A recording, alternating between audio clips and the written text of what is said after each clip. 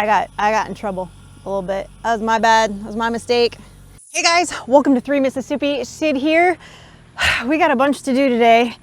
Well, I'm a little injured. I managed to throw my back out putting on bug spray today because that's fun. But anyway, so I got my back brace on and I got my horse liniment on, and we're gonna do the best we can because today is the last day that Frankie is home before school starts back up. So I'm gonna utilize her help to help me get that pen moved over to the other side of the chicken coop on some flat area so that the birds can start acclimating to each other so that the runner ducks don't take off on me.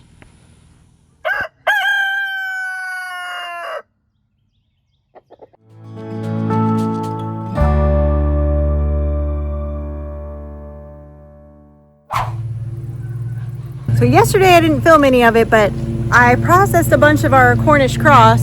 Frankie fixed the lawnmower for Mike, which we did not get any of that on film. And Frankie's boyfriend Trey and Mike were working in the garden for a while. But tonight we got to part those birds out. So he got it parted out last night, but he did it really, really late. So he did not get it pressure canned, but it's off of the bone. As you can see, there's less meat birds in the chicken tractor, and I swear whenever we do part of the group, the rest of them kind of triple in size overnight. So hopefully in the next week or so I'll be able to get to the rest of these guys. But while I was processing, they were out here cleaning up the garden. So let me show you what they did. They cleaned up in between all the rows, picked anything that needed picked. The okra's still got okra going on. You got a bunch of new ones coming in on the tops of all these here. And his peppers, we'll go down there and look at them in a minute. They're still going strong. And over here is his watermelon, and I think he might have some other kinds of melons in here too, but see if you guys can see down in there. There's some watermelons he's got growing in this patch. Just a little dirt mound, and unfortunately they go everywhere, so he can't weed too close to them because this was sort of a little extra mound he did. But you can see these little sugar babies are coming in. We're gonna hobble down to where the bees are.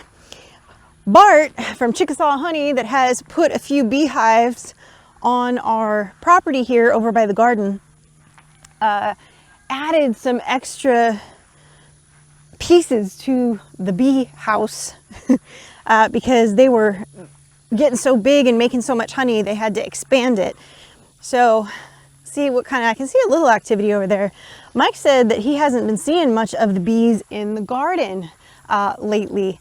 And I'll tell you what, there was something blooming a while ago that for about 2 days, every time I would go out to the pasture to do my chores, I was sneezing like crazy. And I'm not usually allergic to stuff, so that was weird, and it wouldn't stop. And it was for like 2 days. And then all of a sudden it stopped, and I was fine. We're guessing whatever is drawing them is getting them distracted from the garden and has something better to offer right now. But you can see some activity. They're going in and out right now, doing their thing, but you can see, look at that. Look at that. I don't know, I'm no expert. I don't know if that's honey dripping out or what,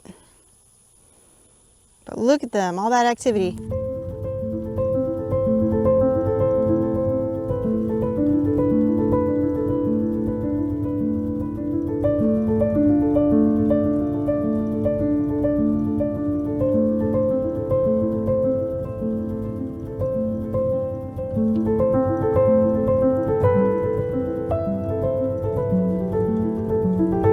Garden's in that weird transition stage right now where he's getting ready to plant some fall things. He still has some, watermelons that are coming in right now. And, farmers market season is over. They went all but the last 2 weeks, I believe it was. One of the weeks we were out of town for Freedom Weekend. And the following week, he decided to not go and to put up some stuff for us, and that was when he put up a bunch of green beans and things like that instead of selling out every week at the farmers market, to actually be able to use some of it for ourselves. So we missed like the last 2 weeks of the farmers market because of that, but he sold out just about every week he was there, and it was a good one this year, which is always exciting. We like a good farmers market, right? So he's getting ready to plant some of that fall stuff, some of your pumpkins and your spaghetti squashes and your what's the other one? Butternut squash. That's the other one. So I'll be making nice fall soups with some of those this year. I'm excited, and it'll be good stuff. So today is so much cooler than it's been by like a lot. And our buddy Nathan, who did a bunch of the trenching, well, he did all the trenching for our water lines that we ran down into the pasture, actually stopped by. There's something about like a ditch back there that he wants to like cross something with. I don't know, I didn't get the whole story, but he just stopped by, so they're looking at that right now. But it is so much cooler. It does kind of feel like fall today. It's kind of nice. But Mike moved his compost piles a bit and reorganized them, so we got a new one started. This one's cooking right now, and then this one is the new one. So like every day when I clean out the chicken litter and anything is going to go in this new pile. He just put those grass cuttings there from cutting, and he mowed all this down right here. So my plan is to move the duck pen basically right here. Couple of reasons. I want them to start getting used to the rest of my birds, because eventually I want to integrate them. The only reason they're not integrated right now is because the last batch managed to run through this netting because they're very spooky. So now I've had them in with some of my chickens that kept getting out, and they're all going to be bonded as a flock.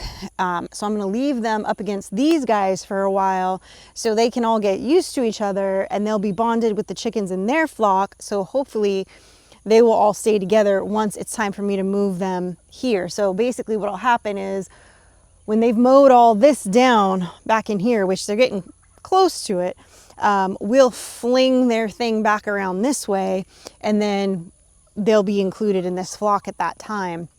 And it'll be real easy because we can literally just move the netting around their enclosure now and open up that door and let them adjust that way. And then basically just leave that setup, that pen here for now, because that way the dogs that are over here can still monitor it and have access as far as scaring away any predators, and everybody's still real centralized. I don't have to worry about them trying to run off into oblivion because they're terrified of everything. And Frankie just took a bunch of the guts from when we process birds out to a spot where they're composting that and dumping that stuff. I can hear Frankie coming back. She's got to be right behind those trees right now on the tractor, because I can hear the tractor right now. There she is. She's coming back. She was a little mad at me because I did forget when I was cleaning up after we did birds, and I bagged the gut bag and threw it in the in our trash bin, because for years and years when we did birds, that's what we did. We threw it in our dumpster and then it would get dumped out, because we didn't have a place to compost that stuff on our old property. And so she had to pull it out of the trash, because I guess Mike realized I had stuck it in there, and I forgot that they had said they wanted to do that, but I was just cleaning up. I wasn't thinking like, oh yeah, that's right. I guess part of me isn't used to all of this yet still, so I got in trouble a little bit. That was my bad. That was my mistake. It happens. Sometimes I forget, but I get in trouble. So they're singing at the top of her lungs. So the other reason I want to move them is because they're kind of on sand right now. I want to get them on some grass too. So the game plan is to, obviously take their feeder, their water, and all that stuff out of here. There's fillet of fish. Hi, baby. And kind of, me get on one side and Frankie get on the other, and sort of shuffle it close to the ground over there, because catching these guys and moving them by hand and doing all that is kind of a pain in the butt. So I think the plan to just shuffle it, they'll just kind of follow where the pen's going. They're not going to try to sneak out from under it or anything. And then obviously I'll just put their stuff back in.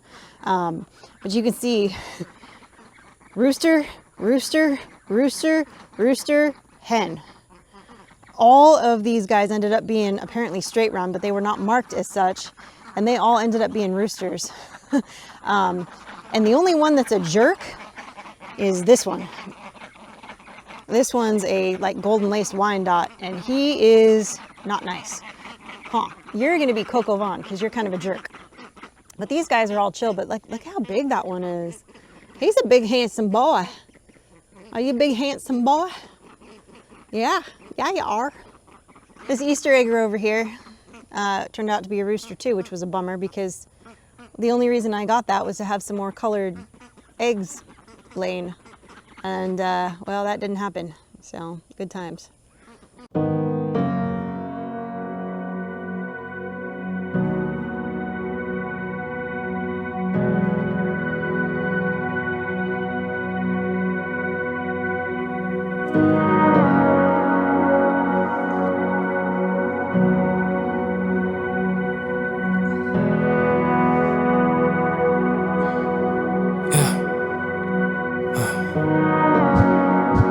I've come to the end of myself. My hands in the air, Jesus, I've got nothing left. And I wanna keep singing, but I'm feeling the weight. I'm seeing the cycles of all the hate. Open up those heavenly gates. Those heavenly gates, we cry, justice, freedom come. Open up those heavenly gates, those heavenly gates, we cry for mercy and for your love. You see the forgotten, you stand in their pain. You're shoulder to shoulder with all who are finding their way. In every season, through every song, you hear the cries of the broken. God, won't you come and open up those heavenly gates? Those heavenly gates, we cry, justice, freedom come. Open up those heavenly gates. Yeah, those heavenly gates. We cry for mercy and for your love. Yeah. Open up those heavenly gates. Those heavenly gates. We cry justice, freedom come. Open up those heavenly gates. Yeah, those heavenly gates. We cry for mercy and for your love. Let your kingdom come. All right, change of plans because the spot we want to put them, it slopes just a little bit too much right there. I don't know if you can tell on camera, but it does. So we're actually going to angle it so they're going to be in here, not super close to the birds, but close enough. Do you want to go, like, take the back end this way? Yeah? Okay.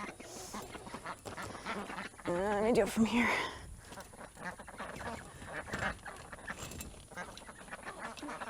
Hold on, I can't swing it.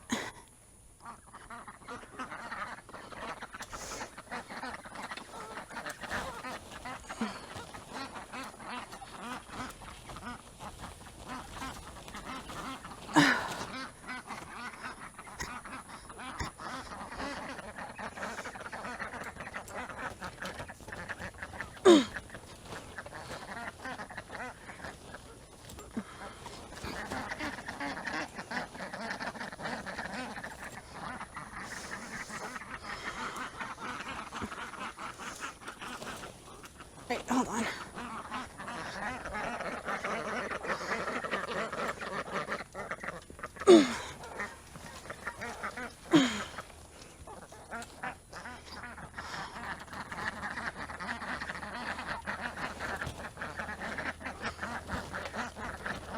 Oh, that side's stuck. Just bring this down. Okay. Okay, hold on. Stuck.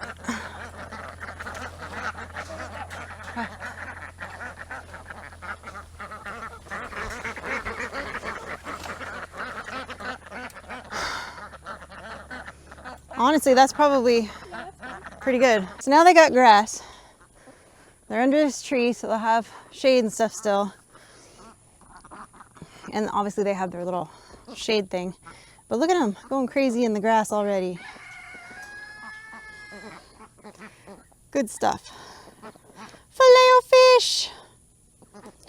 They're so happy. Eating their grass, digging in the dirt. Yay! So happy. Filet-o-fish is happy too. So there we go. They're across from the two goats right now. And the dogs and the sheep and everybody right now are right down here. And I'm sure they'll have this patch stripped bare pretty quick, but at least for now they've got grass and they can kind of keep this area trimmed down and eat the nutrients and the bugs and whatever. There's really nothing over there in that sand on the other side of the tree where they were, so this is definitely a lot better for them. But I still have a lot more birds to process in the next week or so, which is, you know, a good thing, but I gotta remember so that Frankie doesn't get mad at me to put them in the tractor bucket right off the jump, because yeah, she got mad at me about that. That's why she didn't have a microphone this whole time, because she was still mad at me. I don't blame her, I would have been mad at me too. But I wasn't thinking. I just was like thinking I need to clean up, and just honestly wasn't thinking about it. So anyway, next time, put the guts in the tractor bucket so that your daughter doesn't get mad at you. There it is. Thanks guys, I appreciate you. I know this was a shorter video today, but such is life. As always, stay blessed, and remember, safety's off. They act like they haven't had water in 47 years. It was literally 10 minutes. Too funny.